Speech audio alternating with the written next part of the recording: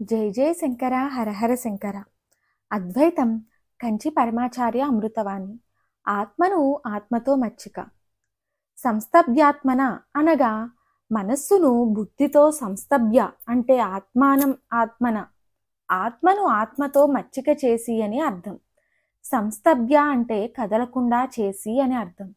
కనుక కదలని దానిని స్తంభం అంటున్నాం. మరి ఆత్మకు క్రియలు లేవు, అది లొంగబడేది కాదు కదా. దానిని లొంగదీయడమేమిటి? అది స్వతంత్రమైనది కదా. అసలు మనం ముందుగా మనస్సునే ఆత్మయనే అనుకుంటాం కదా. ఇందు నీచ స్థాయిలోనున్న మనస్సు అటూ ఇటూ ఊగుతూ ఉంటుందని, ఉన్నత స్థాయిలోనున్న బుద్ధి నిశ్చయ జ్ఞానం కలిగిస్తుందని చెప్పాను కదా. కనుక ఆత్మానం అనే దానిని తక్కువ స్థాయిలోనున్న మనస్సును లొంగదీయాలన్నమాట. లొంగదీసేది ఉన్నత స్థాయి మనస్సైన అనగా బుద్ధి. శంకరుల భాష్యంలో సంస్కృతేన మనస అనగా సంస్కరింపబడిన పవిత్రమైన మనస్సుతో అని అర్థం రాశారు.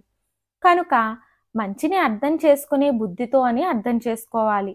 ఆత్మ ప్రకాశించాలంటే ఆ బుద్ధిని లొంగదీయాలి కదా.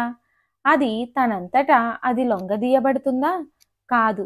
మరలా చెబుతున్నా, మనస్సునెట్లా లొంగదీయడం? లొంగదీయబడాలనే తీవ్రమైన తపన ఉన్నప్పుడు ఈశ్వరానుగ్రహం ఉంటుందని చెప్పాను. అప్పుడు తనలో దానిని లీనం చేసుకుంటాడని అన్నా. ఇది చెప్పేటప్పుడు మనస్సు కంటే బుద్ధిపైన ఉందని, ఆ బుద్ధి దీనిని లొంగదీయాలని చెప్పలేదు. అప్పుడు మనస్సనే పదాన్ని వాడాను. అనగా అంతఃకరణం అనే అర్థంలోనే. ఆ అంతఃకరణంలోనే మనస్సు బుద్ధులు రెండూ ఉంటాయి. మరిన్ని ఆధ్యాత్మిక విషయాల కోసం మా ఛానల్ను సబ్స్క్రైబ్ చేయండి. వీడియో నచ్చితే లైక్ చేయండి, షేర్ చేయండి, కామెంట్ రూపంలో మీ అభిప్రాయాన్ని తెలియచేయండి.